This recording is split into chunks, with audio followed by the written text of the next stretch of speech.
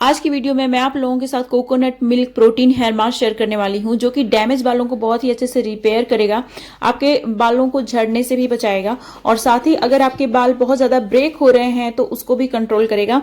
ये आपके बालों को बहुत ज्यादा सिल्की, शाइनी और स्ट्रांग बनाएगा और आपके बाल लंबे भी होंगे अगर आप इसका यूज करते हैं तो। सबसे पहले मैं आप लोगों को बेनिफिट्स बता देती हूँ कोकोनट मिल्क यूज करने के। तो कोकोनट मिल्क में बहुत ही ज्यादा प्रोटीन होता है, ये हाई होता है प्रोटीन में। तो ये एक तरह से आपके बालों के लिए प्रोटीन ट्रीटमेंट की तरह भी काम करेगा। आपके बालों को बहुत ही अच्छे से रिपेयर करने का काम करता है। अगर आपके बाल डैमेज हो गए हैं, बहुत ज्यादा ड्राई हो गए हैं, रफ हो गए हैं, तो ये आपके बालों को बहुत ही अच्छे से नरिश करता है, मॉइस्चराइज करता है, आपके बालों को सॉफ्ट बनाता है। दूसरा बेनिफिट है कोकोनट मिल्क का, वो ये कि इसमें बहुत ही ज्यादा लाउरिक एसिड होता है और लाउरिक एसिड आपके स्कैल्प में, बालों में बहुत ही इजिली पेनिट्रेट कर जाता है, जिसकी वजह से ये हेयर के क्यूटिकल्स को, हेयर फॉलिकल्स को बहुत ज्यादा स्ट्रेंथ प्रोवाइड करता है। और जो तीसरा बेनिफिट है वो ये कि इसके अंदर बहुत ज्यादा मॉइस्चराइजिंग प्रॉपर्टीज होती हैं, जो कि आपके बालों को बहुत ही अच्छे से हाइड्रेट करता है, मॉइस्चराइज करता है, आपके बालों को बहुत ही अच्छे से रिपेयर करने का काम करता है। और जो चौथा बेनिफिट है वो ये कि ये आपके स्कैल्प से डैंड्रफ को भी क्योर करता है, आपके स्कैल्प से डैंड्रफ को और किसी तरह का इन्फेक्शन है उसको भी खत्म करने का काम करता है। हेलो एवरीवन, मैं हूं गरिमा और मैं बहुत सारी स्किन केयर और हेयर केयर रिलेटेड वीडियोस लेके आती हूँ। तो अगर आप इस तरीके की वीडियोस देखना पसंद करते हैं तो प्लीज मेरे चैनल को सब्सक्राइब जरूर कर लीजिए और बेल आइकन को जरूर प्रेस करिएगा, ताकि आपको नोटिफिकेशन मिल जाए जब भी कोई मैं बहुत इंपॉर्टेंट वीडियो लेके आऊं, तो आप मेरी वीडियो मिस ना करें। और चलिए बिना किसी देरी के वीडियो शुरू करते हैं। तो कोकोनट मिल्क हेयर मास्क बनाने के लिए सबसे पहले मैंने केन वाला कोकोनट मिल्क लिया है। घर पे भी आप बना सकते हैं, मैं जल्दी ही वीडियो बनाऊंगी। फिर उसके बाद मैंने यहाँ पे कलौंजी सीड यानी ब्लैक सीड ऑयल लिया हुआ है। फिर यहाँ पे मैंने रोजमेरी एसेंशियल ऑयल और हनी लिया है, ये प्योर हनी है। और फिर एलोवेरा जेल मैंने लिया है, आप रॉ एलोवेरा जेल का भी यूज कर सकते हैं। अब मैं यहाँ पे एक कटोरी में निकाल लूंगी जितना मुझे अपने बालों के लिए चाहिए कोकोनट मिल्क। आप अपने बालों के हिसाब से कम ज्यादा कर सकते हैं। फिर उसके बाद मैंने यहाँ पे लिया है हनी मिक्स करूंगी मैं। हनी बहुत ही अच्छे से मॉइस्चराइज करती है, हमारे बालों को बहुत ही अच्छे से शाइन ऐड करती है, साथ ही बालों को झड़ने से भी रोकती है। तो मैंने यहाँ पे 2-3 टेबल स्पून के करीब मैं यहाँ पे मिलाऊंगी कोकोनट मिल्क में हनी। तो ये भी रॉ एंड प्योर हनी है। रॉ एंड प्योर हनी का जो लिंक है वो डिस्क्रिप्शन बॉक्स में मैं दे दूंगी, वहां से आप बिल्कुल भी प्योर हनी बाय कर सकते हैं। फिर उसके बाद मैंने यहाँ पे मिलाया है ब्लैक सीड ऑयल।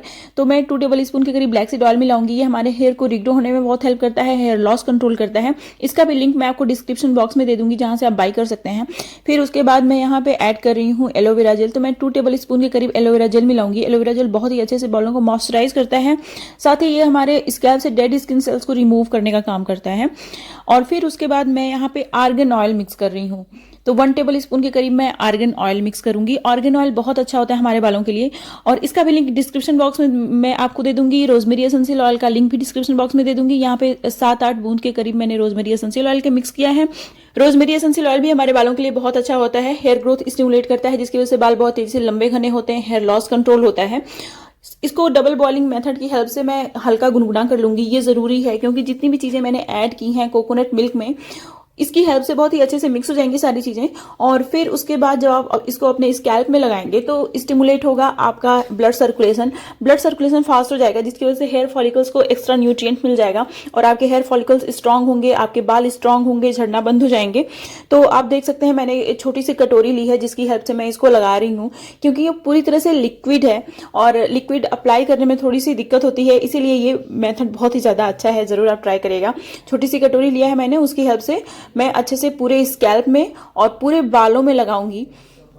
तो अगर आप कोकोनट मिल्क को इस तरीके से लगाएंगे तो आपको बहुत ज्यादा बेनिफिट मिलने वाला है, क्योंकि कोकोनट मिल्क के अंदर लॉरिक एसिड होता है, जिसकी वजह से जो पोर्स होते हैं स्कैल्प के वो बहुत ही जल्दी एब्जॉर्ब कर लेते हैं कोकोनट मिल्क को, और कोकोनट मिल्क के साथ जो भी चीजें हैं वो भी एब्जॉर्ब कर लेते हैं, जिसकी वजह से आपके हेयर फॉलिकल्स को पोषण मिलता है और आपके बाल बहुत तेजी से लंबे घने भी होते हैं और साथ ही आपके डैमेज बाल बहुत तेजी से रिपेयर हो जाते हैं।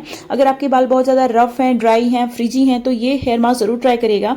कोकोनट मिल्क बहुत ही अच्छा होता है बालों के लिए और स्पेशली ये हेयर मास्क तो बहुत ही ज्यादा अच्छा है आपके बाल को रिपेयर करने में।